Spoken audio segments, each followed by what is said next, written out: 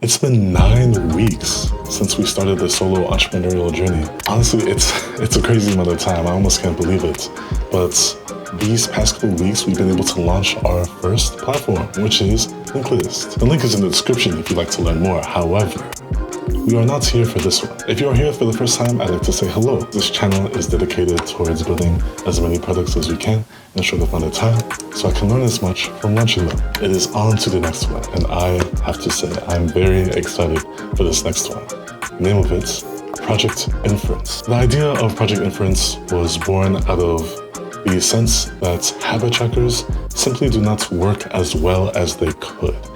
And I honestly have 3 main theories as to why this is the case. These 3 theories that I have about what we can do to make habit trackers better are important enough, in my opinion, that solving these issues is enough to build an entire product out of them. And that's the goal that I will be chasing. Let us start with the first main issue, tunnel vision. When you're looking for a tool to help keep track of your habits, you most likely have some type of habit in mind already. And so finding the tool for the job is not too much of an issue. The issue does come, however, when you spent however many days or weeks logging the entries of the habit that you're trying to enter. Eventually, you may lose the motivation that it takes to continue to enter the same entries over and over again. I've always wondered why that is, and I think I found on this theory. The habit was never really the entire point of this, really, was it?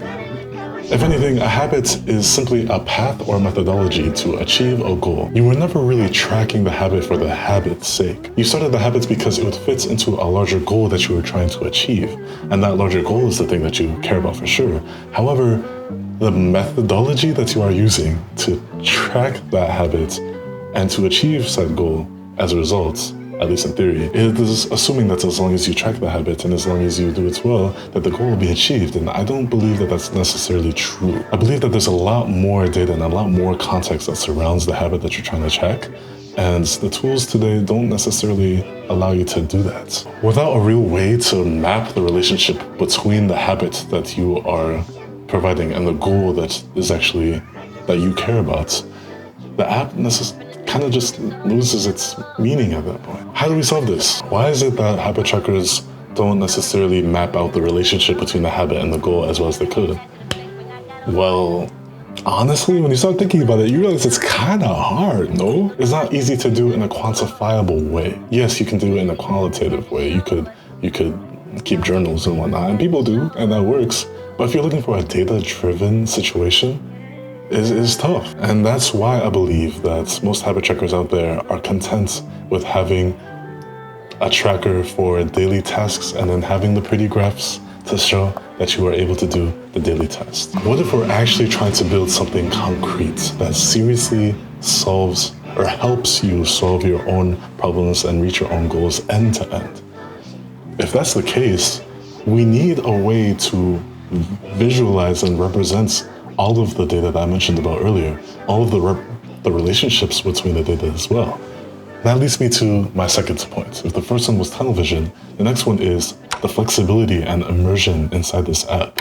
And this is actually the main use case for Project Inference. In this new app, I'm looking to mathematically represent the relationship between your goals, your habits, the progress towards those goals, and the whole entire context and everything in between. I believe that I can do that using 3 different formulas. It is the frequency tracker, the averager, as well as the promotion. Using these 3 formulas alone, it expands a lot of options for you. You can do a lot with it, but that's just the cream. That's just the start. What I'm really trying to do here is to allow you to categorize and manipulate, combine and duplicate all of this data in hierarchical processes so that you can mathematically represent the relationship between all of these things and your goals in a very direct way. Yes, journaling is nice.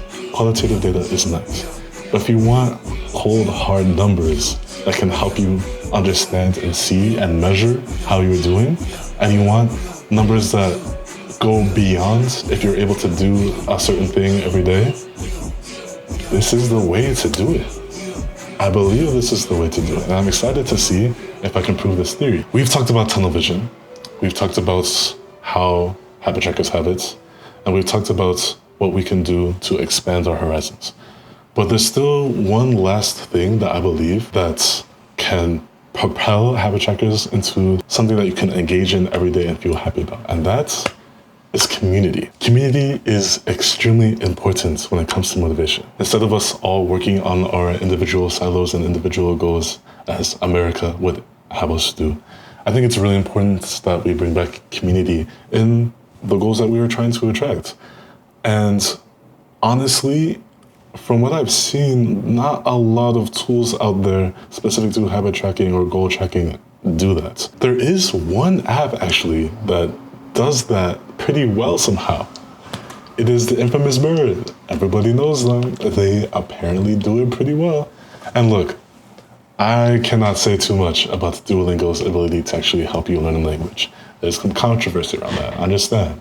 However, you cannot deny that these people have been able to craft friendship and competition in a way that is honestly pretty brilliant. Mind you, we have a lot of people who are learning different languages at their own different paces, and they've still been able to introduce healthy friendship and competition in this whole thing. If they were able to do it for language learning, we can do something similar for goal attaining. That is it.